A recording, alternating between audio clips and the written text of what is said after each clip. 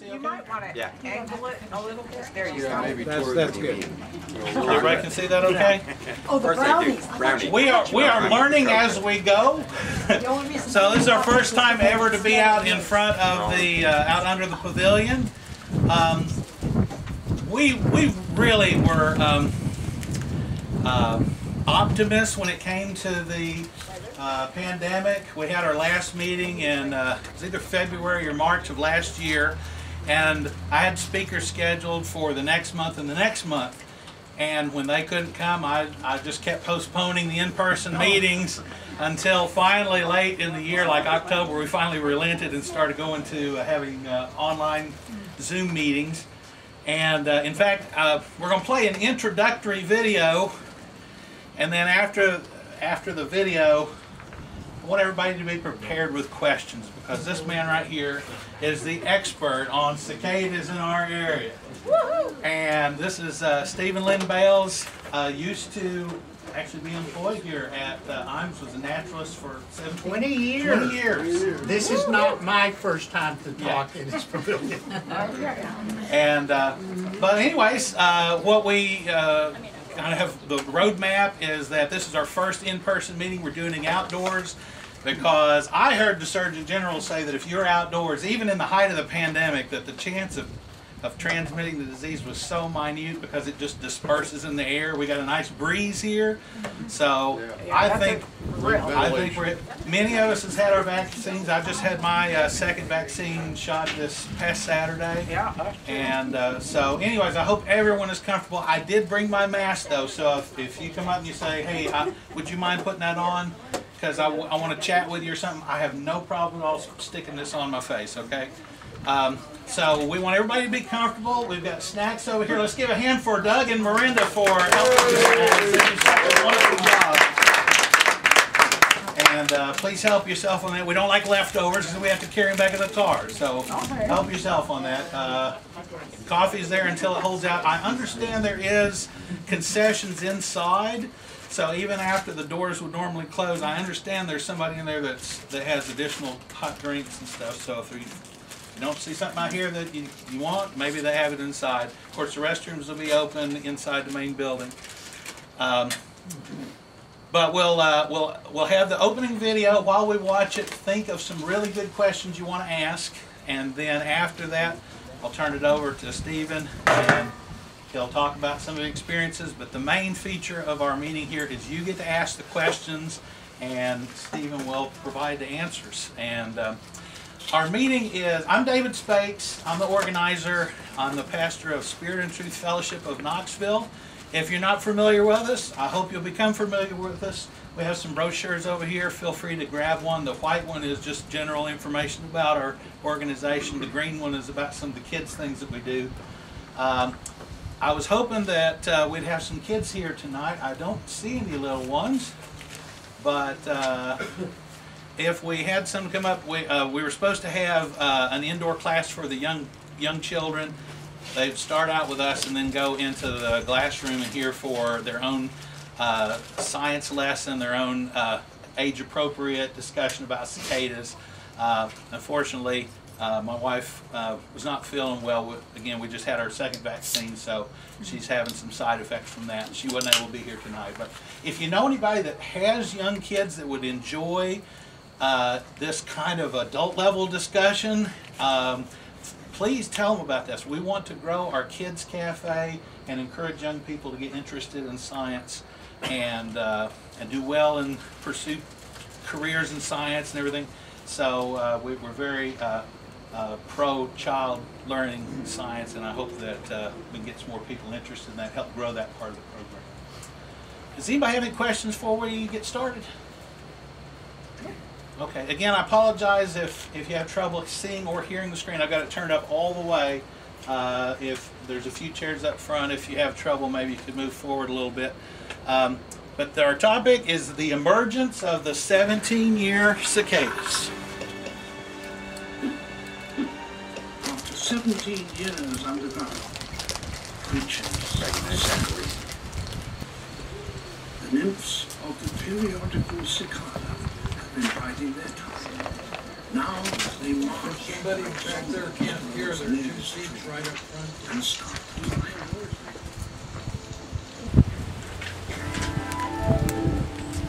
Okay. Well, let's see. I'm gonna turn the volume of this back down.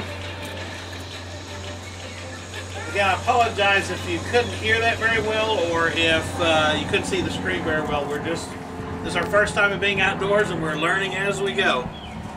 So, without any additional delay, I hope you thought of some good questions, because we're going to ask Stephen to tell us about the periodic 17-year cicadas. And this is, what brood is this one called? This is Brood X. Brood X. Any questions? Yeah, way in the back. All right, I couldn't hear, when did they say the next 221 year would be so you get a super brood? What's my cheap way to go? I love that. The next year will be 2089. That's the next time, and locally, where that happens locally, not in Knox County, but that would be Blunt, Loudon, McMinn, Monroe, Meigs, Ray, and part of Hamilton. Those particular counties in the valley have two broods, 13 years and 17. And in the last time they both came out at the same time was 1868. So I know I missed that one. I may miss the other one too. 2089.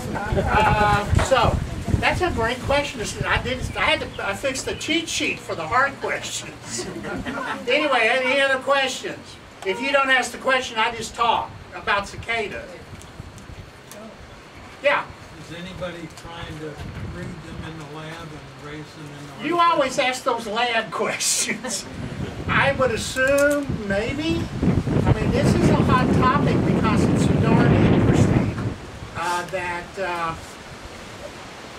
they're gone so much of the time. I mean, I was here 17 years ago, and they are here. They won't be everywhere in Knox County. They won't be everywhere, but in acreage that do have them, we're talking estimates of 1.5 million per acre. Anyway, but not every acre. So if you don't have them around your house, just start driving around. But it will be kind of wooded acres that's not been disturbed. Not subdivisions, unless part of the subdivision is surrounded that have not been disturbed. Because for all of that time, they're more of them, they're underground 2 to 8 feet deep.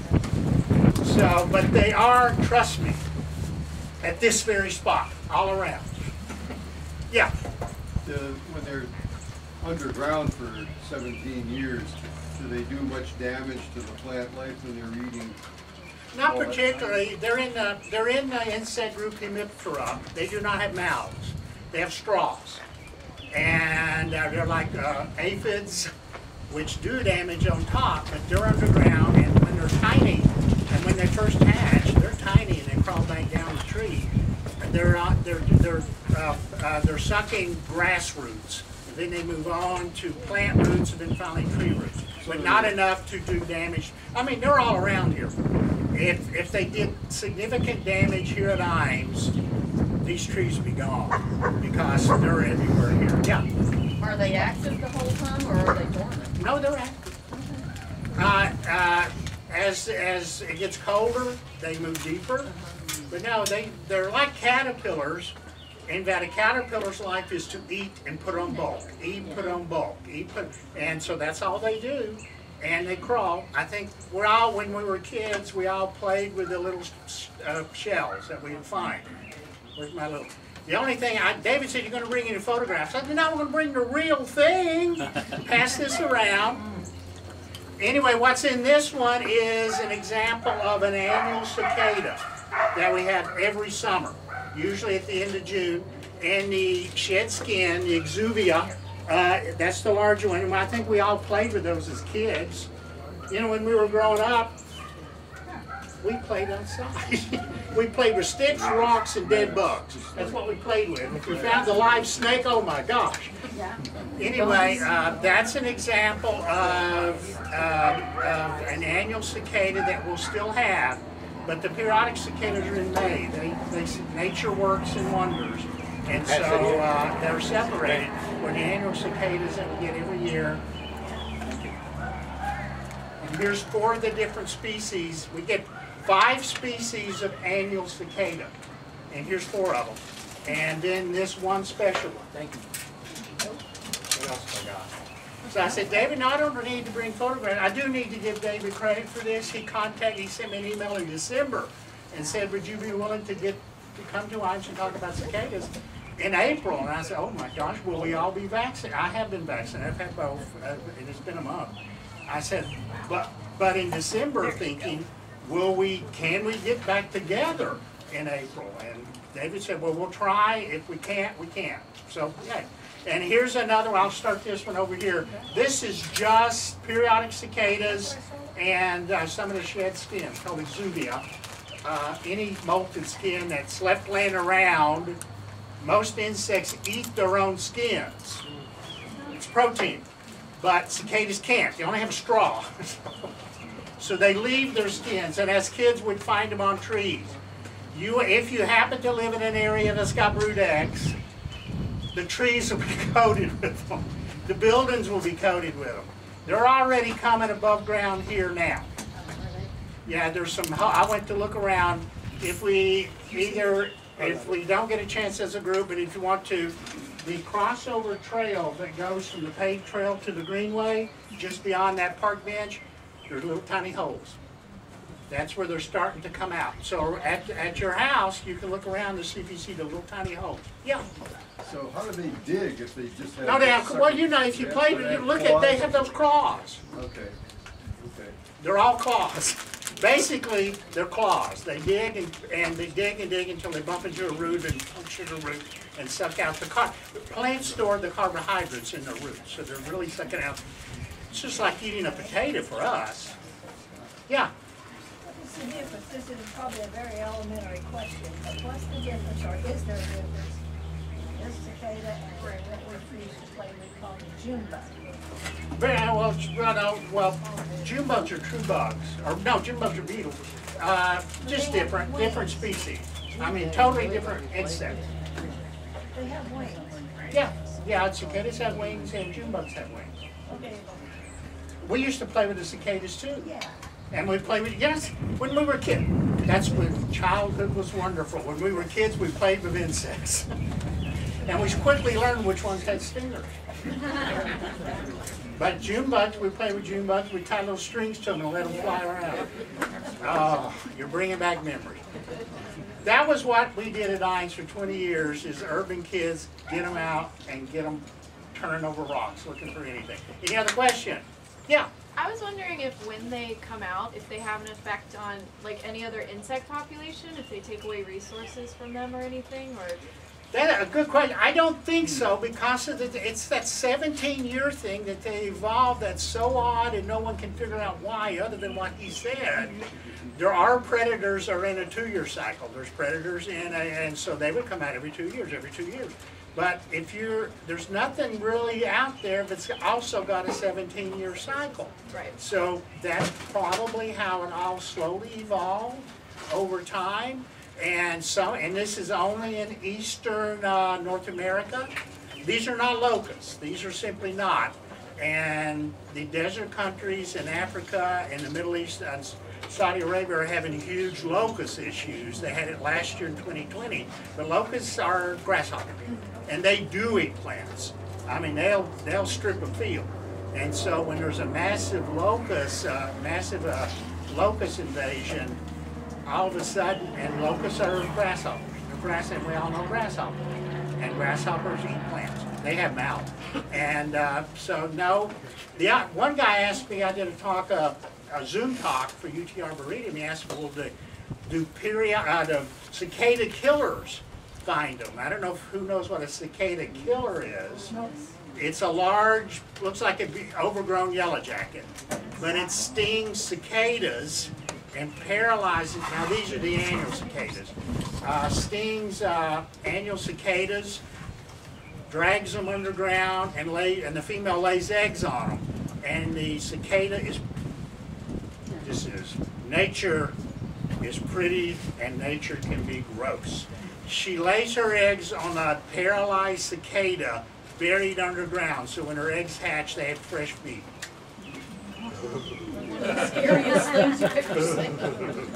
Any other questions? Come on. Well, no, Yeah. my friend's dog was just digging around the backyard and stuff like that all the time. And what she was saying is that they could actually hear them in the ground.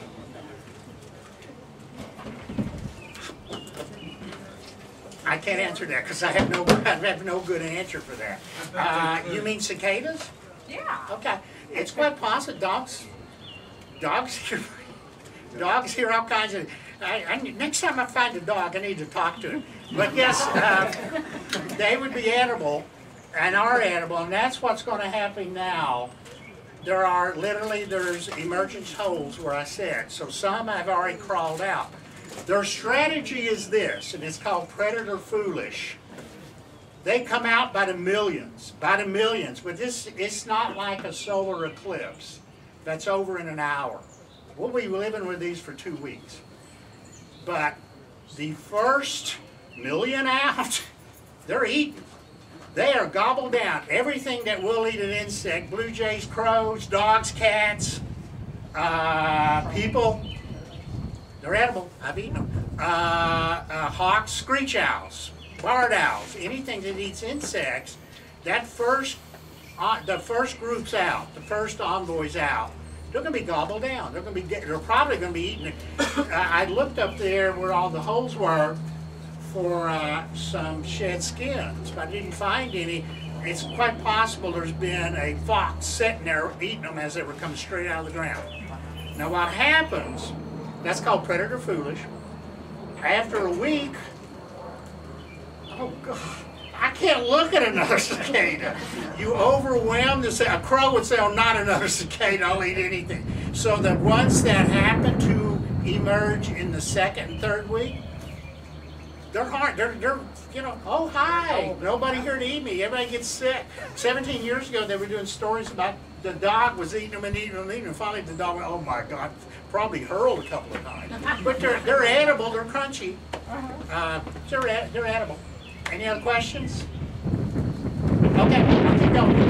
17 years ago, I was actually working on my first book at the University of Tennessee Press, and I was working on my first book. Actually, this would have been 2003 into 2004, and I was trying to find. And any good naturalist is a 10-year-old at heart. Part of you never grows up. Part of you never grows up. And at IMS, I used to see it all the time. A parent would bring a child, and we'd go out catching butterflies or whatever, and the parent would stand there very parental, and all of a sudden, they would be there helping. They would help because all of a sudden they were kids again. And that's what we love. We love for the parents to become kids because they took the kids home and then they played more outside. But anyway, I was working on my first book, and I thought, I want a chapter about the coolest insect that lives in the Tennessee Valley, because the first book, most of the stories come from the Tennessee Valley. That's my cheat sheet. I can't lose that. There may be some other pertinent piece of information. Okay. And I started researching, where are they? Because I did quickly find out that Brood X was due out in May of 2004. And if you're right, okay, where are they? Where are they? And I was asking them, do you know where we're at? Where are they? Where are they? And I did research going through the microfilm. And this is days before the internet. You had the research, you go to the library, you read every newspaper you can find.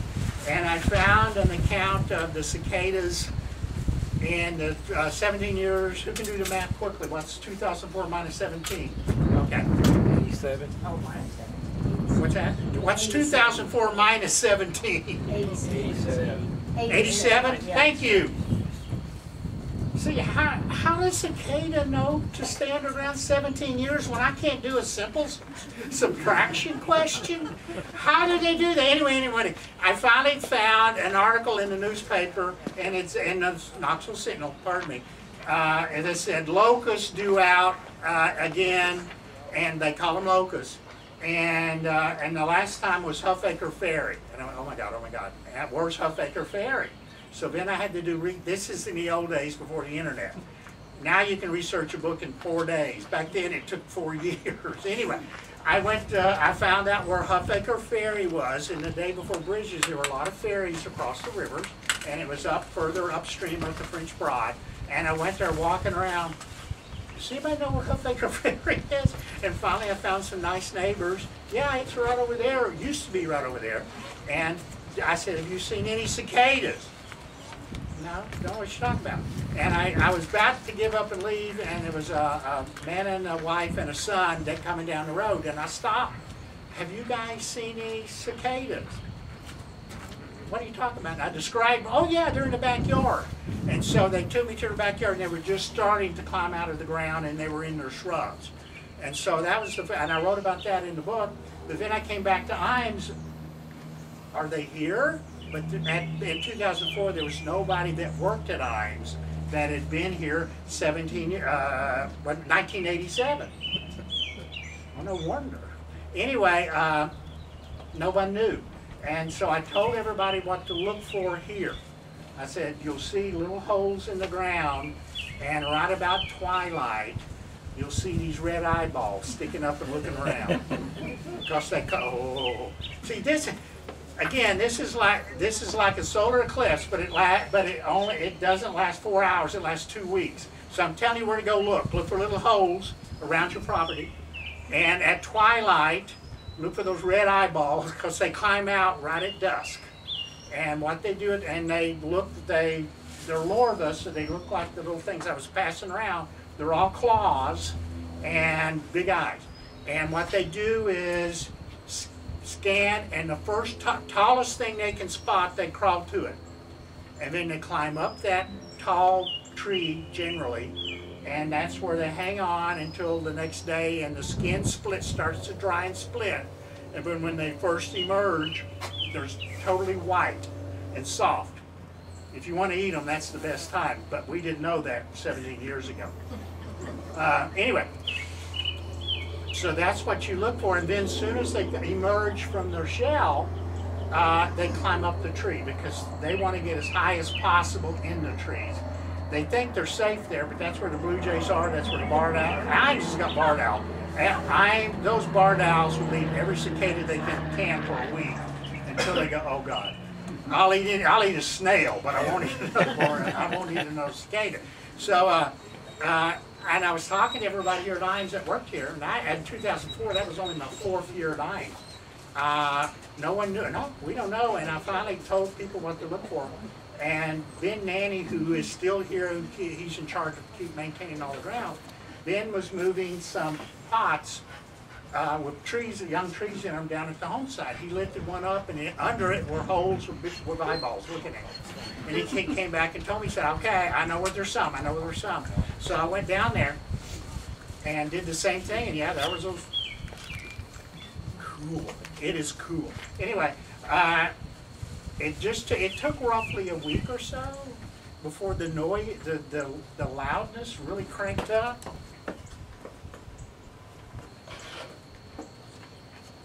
I don't know if you heard David Attenborough.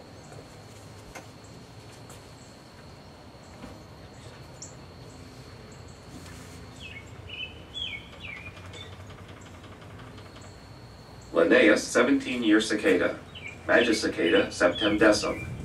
Listen for the female's wing flicks in response to the male's song. This is followed by courtship song. And finally, the marvelous droning chorus of a woodland full of these magnificent cicadas.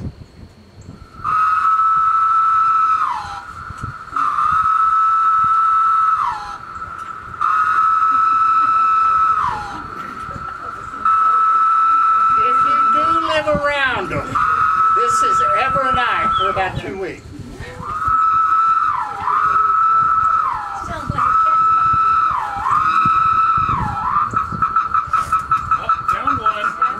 Yeah, that's when the male and females find each other. That's the male going, I found mine.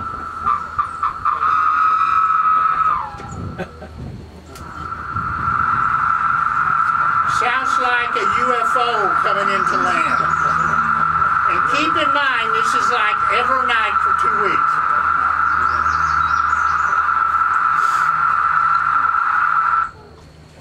what it'll sound like right here in the pavilion sometime 2-3 weeks from now. I'm not sure when.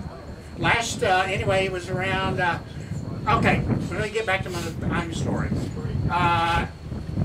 During that time, May of 2004, is what's called Sweeps Week for TV. They want a large audience, and Steve Dean was going to be the producer of this 1 hour from Imes. All the little stories were going to come from Imes.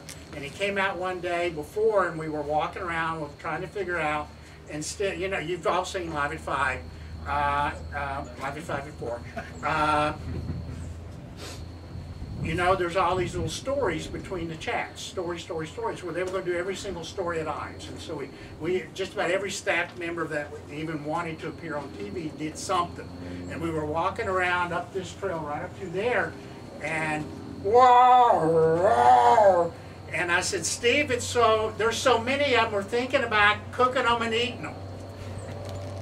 And Steve Dean, who's the creator of the Heartland series, if you do that, you're going to do it on live TV. And I said, okay. I went back and spoke with Peg Boydie, rest her soul, she's passed. And Peg was our staff cook. She'd cook anything. I went back and said, Peg, WBR wants us to eat some cooked cicadas on live TV. Can you cook them? And Peg said, oh yeah, I can cook anything.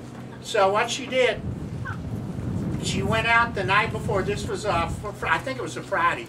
She went out the night before and gathered freezer bags full. They were everywhere. And took them in and put them in the freezer so they would all fall asleep at the same time. And then the next day, and of course Live at 5 at 4 is on, was it? No, back then it was Live at 5. Came on at 5 o'clock. So around, she got them out of the freezer and she wanted to have them all nice and fresh. So she some were rolled in flour and some were rolled in cornmeal, and then she dropped them in a deep fryer. And the deal with us and the WBR staffers that were here that day was Russell Bivens, was Beth Haynes, but at that time she was a reporter, not a host. The host was a lady named Sarah Allen back then, 17 years ago. And we set up a big banquet table out by the front door, and we had about 5 from WBR and about 5 or 6 from Imes. And when it was time, they decided, and they told no one can sample. We want fresh reactions. If you hurl, we want it on live TV hurling. And so we all agreed no one could sample. And so they put it on the very last segment because they were afraid people would hurl. They could quickly cut to the 6 o'clock news. And Peg came out with this big platter, deep fried cicada. I speak to a lot of lunch groups around town. I love to tell this story because I can see everybody going, they're pushing their plate away. Anyway, she also had little dishes of dipping sauce. There was salsa, melted chocolate, honey Dijon, mustard, and she had this right in the middle of the table. She'd set down this big tray full, fresh from the deep fryer. And so everybody, we did what we were supposed to do. We all got a plate full.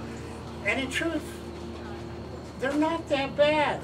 And everyone says, do they taste like chicken? No. Remember, these are vegetarian bugs that eat plants all their life. They really tasted like deep fried zucchini or squash. Really honest. I'm not daring you to do it. But as you're chewing them, your brain is saying, you're chewing on a bug. You're chewing on a bug. But no. But your mouth says, it's not bad. It's not bad. I've had worse. Trust me, I'm the worst cook on the planet. I've had worse, plenty. But we all ate. We all had seconds. We were dipping them in the different sauces. I don't remember which one was the best. But the odd thing it did, every now and then when your brain is telling you to spit, you can feel a wing sliding down your throat. Or you get a leg caught between your teeth. And later, after it's all over and done with, Peg said, oh, I just read I should have removed all the legs and wings.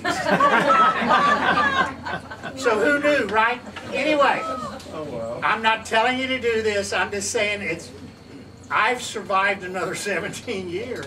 Anyway, they are edible. Native Americans would eat them. They would gather them when, I mean, this was like manna from heaven. This is all kinds of insects were coming out of the ground. Native Americans ate them. They collected them and just laid them on around the campfire so they would roast. So they're edible. I'm not telling you to do it, but it's out there on the table. Yeah. Okay, they're vegetarians. They eat plants. They taste like plants, but cows eat plants. Wow! I always love David's audiences. That's true, but cows taste so totally different, don't they? I have cows, I've not had beef in 16, 18 years. Anyway, I forgot what it tastes. Anyway, question? Do you want, okay, what time? No, it's been 17 years. Am I going to have them now? I simply don't know. If I'm invited to someone's house, we'll cook cicadas. Yes. You said there's holes already out there, but you also said it was going to be a couple of weeks before they were Well, ready. the first ones that come out are gobbled up. So all we can see is the holes that we're going to. Yeah. I even looked for the little skins, the little exuvia, and I couldn't find any of those. Best guess, a fox, a skunk was sitting there and just, best guess. But so no, first you look for the holes, and eventually, like it's called predator foolish. Eventually, anything that will eat one is sickle, and so the ones that come out a week later or 2 weeks later, no one touches them. They're very edible, and they're harmless and defenseless. They don't sting, they can't bite. They're beautiful. You saw my samples. They're blue-bodied, red-eyed, gold wings. Gorgeous. So we're supposed to get really cold tonight or tomorrow night, I think it is. Will that affect?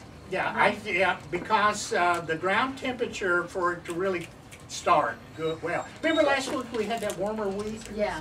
And if it 64 degrees, 8 inches below the ground. And so I suspect last week it got warm enough for some to venture out. Now the next 2 or 3 days it's going to be down to 30. So I think, okay, hold on guys. So they're waiting lower until that ground heats up. If you were to take a shovel up there and dig, you'd find them. When we put in, again, Ben Nanny's in this story all through it. When Ben was digging the trench to put in the water line for the dog fountain, so he dug a water line, dug a ditch, he found tons, he found several, I shouldn't say tons. That's a hyperbole. He found several of the little larvae, brought them in to me, because he knew I was the geekiest one on staff. Yeah? Has anybody ever done any research to correlate cycles of birds or other critters that eat them? I'm sure there's grad students somewhere working on this. Oh. I did bring a handout, just in case this year, this becomes your hot topic, and you go, because we have brood X. There's 15 different broods or populations around the east. I hope I have enough. If it's a couple, just take one. But that will show you where they're at different years. So we're brood X. Everything on the map that's in bright yellow, Tennessee Valley, Illinois, Ohio, that's where brood X is out. But you can look around and say, oh, I just got to have me. If you eat some this year and say, oh, I got to have that dish just one more time, then you can look on the map and see when they're going to pop out of the ground again. And my contact information is on there. Also, if you want to send me a question later. And I hope I have enough. Yeah. Are the annuals edible? Are the annuals edible? I don't see why not. They're identical. I've never tried it. But again, it's a matter of, the best time is when they're fresh, right out of the ground, before the exoskeleton and wing harden. We're going to look forward one little bit. The topic shifted slightly to annual cicadas, the ones we have every year. They're underground 3 years, but every year there's enough that mature to come above. So this is what you start listening for, typically the last week of June, just so you know. Okay, let's go back to number 5. Swamp cicada, This to is the bison for first a one you'll mirror. hear. 2 songs of a warm male, followed by 1 song of a colder male.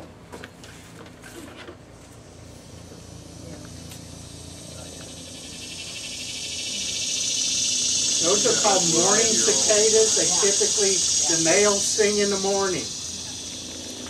But that's one of the annual cicadas. They're up every year, one of these. Well, if those are morning cicadas, what are the ones that sing about dusk? Maybe I might know that. Okay. The one you usually Scissor hear, grinder cicada. Scissor grinder The is bison usually cruinosa. mid-afternoon to dark. Okay. Yeah. Oh yeah. That's the one that's Usually start mid-afternoon and sing to, then they turn it over to the katydid. Let it dark, then all of a sudden the katydid.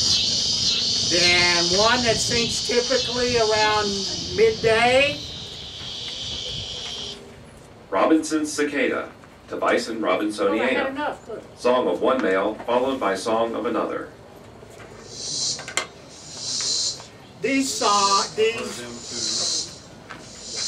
is summer in the South. If you can record summer in the South, this is it. Yeah.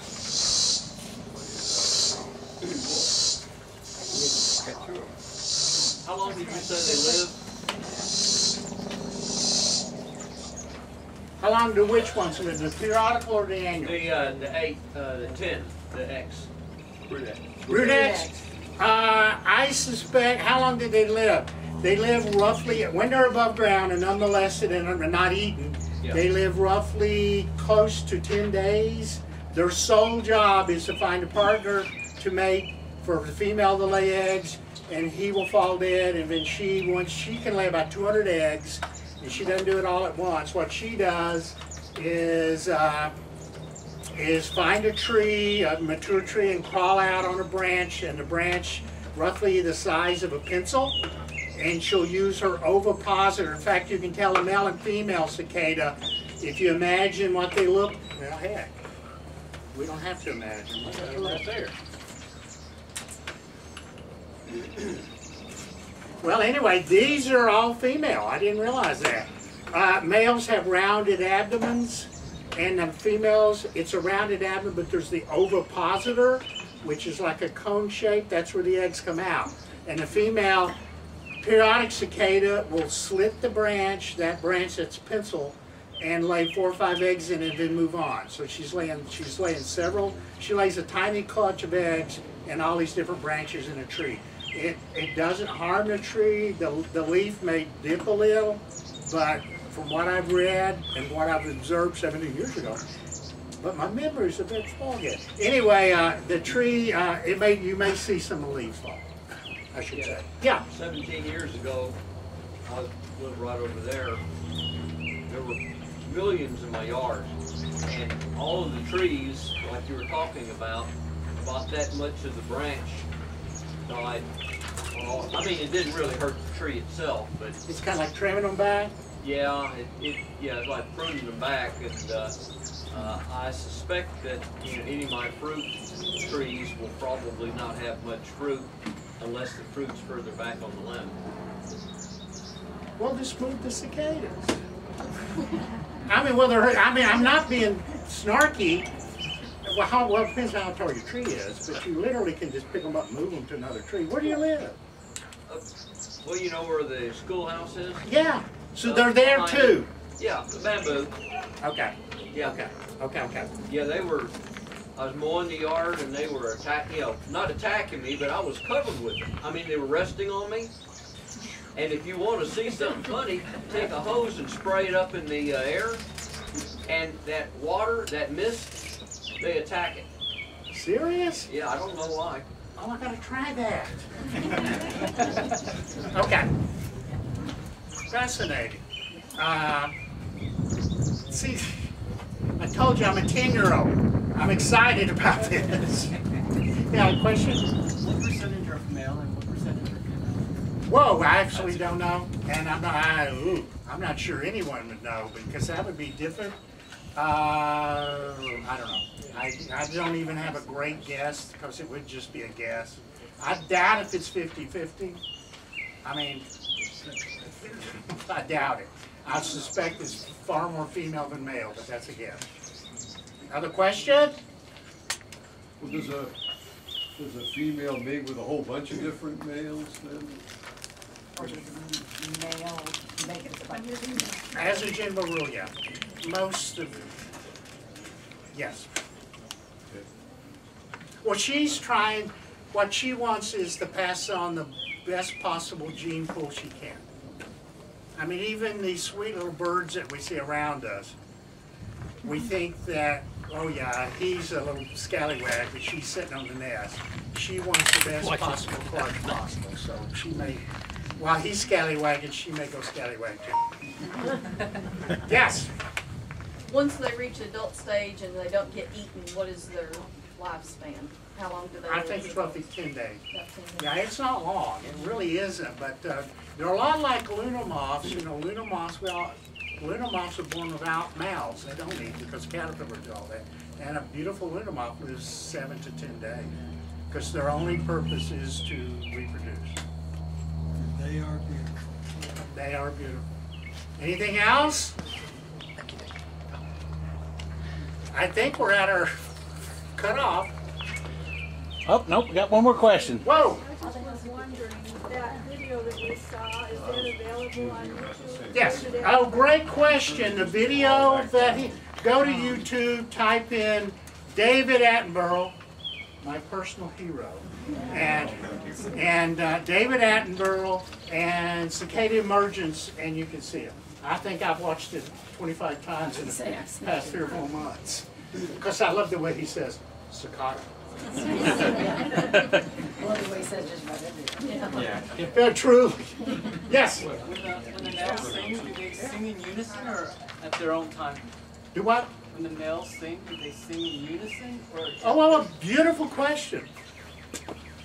And this is true with the summer cicadas too, and it's also true with chorus frogs. The ones that first come up, they're called chorus frogs because the males all collect in a muddy ditch or a wet ditch and sing as loudly as they can in unison because it creates a chorus. And the females go, wonder what the guys are singing about.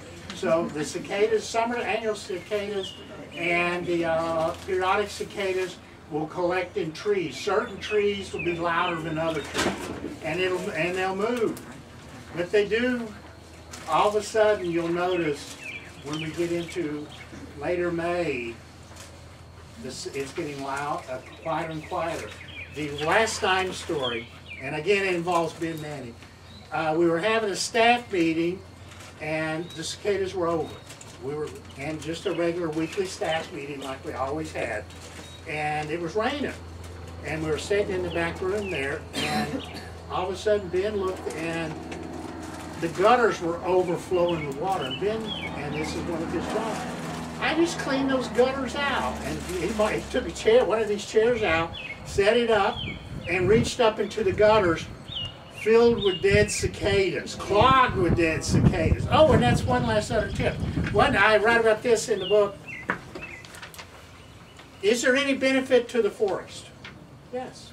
There was a grad student, and I'm drawing a blank on his name, it's in the book, thought, if that many, 1.5 million cicadas drop to the forest floor, does it benefit the forest? And he did some drilling into trees, and sure enough, in the tree rings, every 17 years that tree grew more. It was like a pound of natural fertilizer per square foot, something like that. So it does, in the long run, benefit the forest, but maybe not your fruit trees. You can move them if you can reach that high. They're harmless. Oh, I know. They tickle when they get on you. Yeah, they do. I mean, they really. The underline here, these are harmless. They're not locusts. They're not going to eat everything, and they're fun to pick up, and they're gorgeous. Okay, yeah. Now, if they spend that much time underground and they grow during that time, they're going to bring up deep nutrients in their bodies. Yeah, well, they're So- bringing up the carbohydrates they sucked out of the trees, yeah. Well, yeah, but they're gonna be burrowing through Well, that's the true, ground too. and eating things that are growing that aren't available up. So every time they come up, they're gonna bring some minerals and other things. That they then redeposit, okay. On the surface. Okay, yeah, you're right. Very And you good. get them from you know. Are we done? Thank you, guys, thank you, thank you, thank you.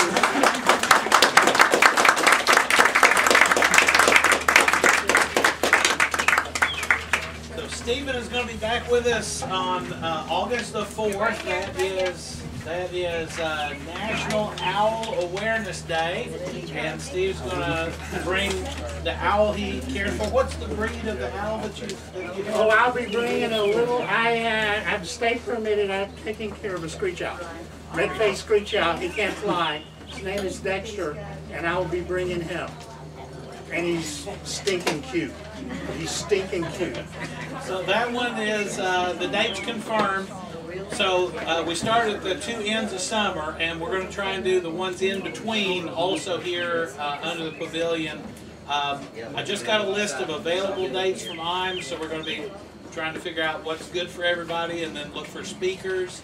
So look for some announcements. Hopefully about 3 weeks from now I'll have an announcement about when it might be in May. And we're looking at June and July, and then Steve will be back. And then hopefully by September, we're kind of thinking that after Stephen's second talk in August, in September, then we'll move back indoors if everybody's ready for that.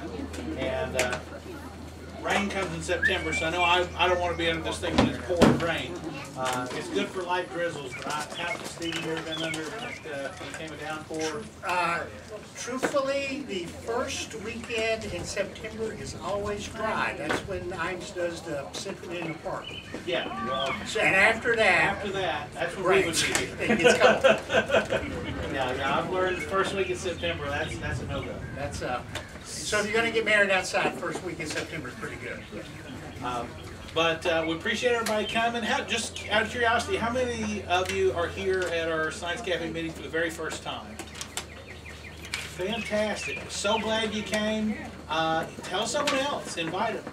And again, like I said, we want to grow our Kids Cafe portion of our program. So anybody that's got kids that would like discussions like this, you know, when the kids go back and they have their own lesson, they get a chance to talk like adults again. That's a good thing. It's the ages 5 to 12 is super targeted for the Kids Cafe. But again, we're glad you came, and have a very nice evening. Be safe, and we'll see you next time.